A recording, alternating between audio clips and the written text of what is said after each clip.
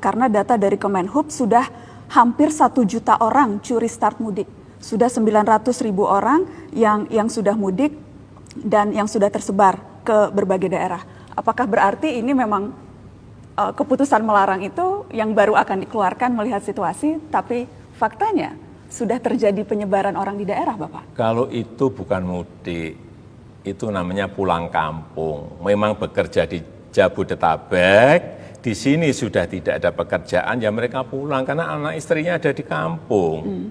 Ya apa bedanya pulang. Bapak pulang kampung dan mudik? Ya kalau mudik itu di hari lebarannya beda. Hanya perbedaan untuk masalah merayakan waktu, Idul Bapak. Fitri, untuk merayakan Idul Fitri kalau yang naik pulang kampung itu ya bekerja di Jakarta, tetapi anak istrinya ada di kampung. Tapi itu kan hanya perbedaan timing, Bapak Presiden. Tapi aktivitasnya sama. Mereka pulang dan kemungkinan membawa virus ke rumah itu juga sama.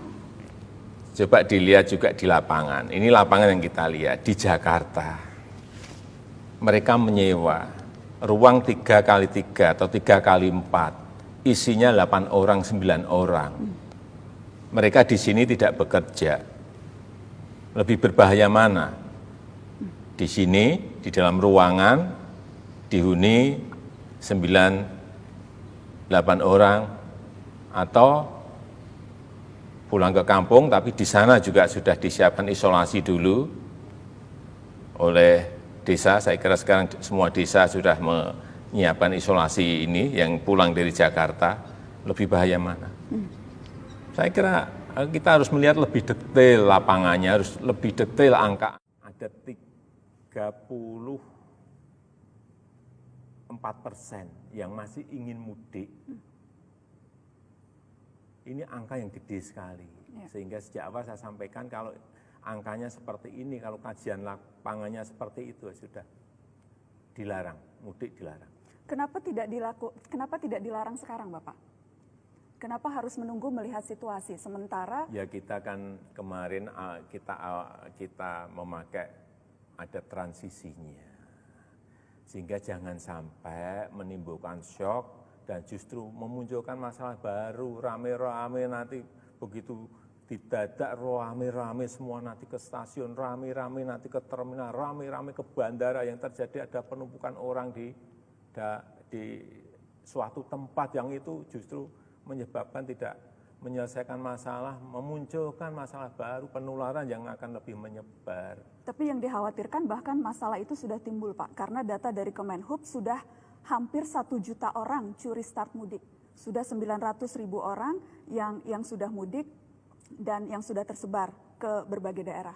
Apakah berarti ini memang keputusan melarang itu yang baru akan dikeluarkan melihat situasi, tapi faktanya sudah terjadi penyebaran orang di daerah, Bapak? Kalau itu bukan mudik, itu namanya pulang kampung. Memang bekerja di Jabodetabek, di sini sudah tidak ada pekerjaan, ya mereka pulang karena anak istrinya ada di kampung. Ya apa bedanya Bapak pulang kampung dan mudik? Ya kalau sama mudik itu di hari lebarannya beda. Hanya perbedaan untuk masalah merayakan waktu, Idul Bapak. Fitri, untuk merayakan Idul Fitri kalau yang naik pulang kampung itu ya bekerja di Jakarta, tetapi anak istrinya ada di kampung. Tapi itu kan hanya perbedaan timing, Bapak Presiden. Tapi aktivitasnya sama. Mereka pulang dan kemungkinan membawa virus ke rumah itu juga sama. Coba dilihat juga di lapangan. Ini lapangan yang kita lihat di Jakarta. Mereka menyewa ruang 3x3 atau 3x4. Isinya 8 orang, 9 orang. Mereka di sini tidak bekerja. Lebih berbahaya mana? Di sini, di dalam ruangan, dihuni 9, 8 orang, atau pulang ke kampung, tapi di sana juga sudah disiapkan isolasi dulu oleh desa. Saya kira sekarang semua desa sudah menyiapkan isolasi ini, yang pulang dari Jakarta. Lebih bahaya mana? Saya kira kita harus melihat lebih detail lapangannya, harus lebih detail angka-angkanya. Tapi yang jelas dalam waktu dekat keputusan untuk melarang seperti halnya Bapak sudah melarang ASN, Bapak melarang TNI Polri, Bapak melarang pegawai BUMN, hal yang sama akan diberlakukan ke seluruh masyarakat. Tahapan pertama, kemarin kan sudah saya sampaikan bahwa ASN dilarang mudik. TNI Polri dilarang mudik, BUMN juga dilarang mudik. Ini kan tinggal nanti pada suatu titik kita juga akan larang masyarakat untuk juga sama tidak mudik. Kapan Bapak lihat Indonesia akan bisa kembali normal, Pak? Apakah sudah ada skenario yang disiapkan, prediksi kapan kita bisa kembali normal, dan apa yang perlu kita lakukan untuk memastikan itu terjadi lebih cepat? Mbak Nona, setiap hari masuk ke saya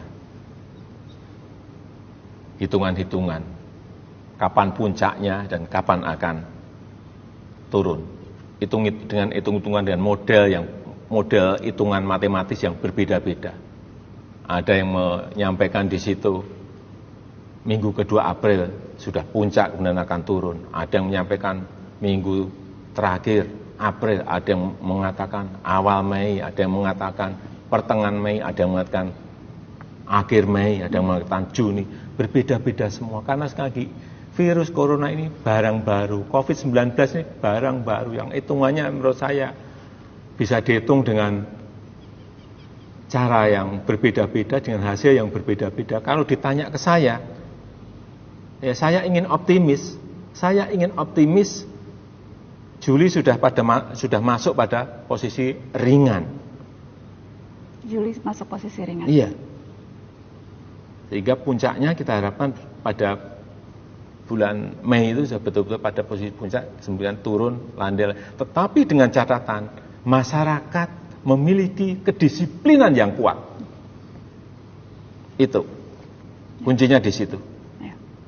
Yang jelas Bapak, pandemi ini ujian berat untuk semua kita. Boleh saya meminta pesan Bapak Presiden terakhir supaya kita bisa lulus semua, Pak, ujian berat ini? Disiplin yang kuat. Disiplin yang kuat. Jadi kalau berulang-ulang saya sampaikan, cuci tangan, pakai masker, jaga jarak dalam berinteraksi dan berhubungan, serta jauhi kerumunan. Ini penting. Dengan disiplin yang kuat, tadi yang kita inginkan tadi, insya Allah akan bisa kita lalui pandemi ini.